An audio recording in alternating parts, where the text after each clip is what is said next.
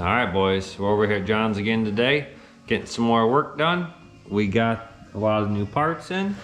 Here's the new turbo. We're just getting some of the new fittings put on there and snugged up good.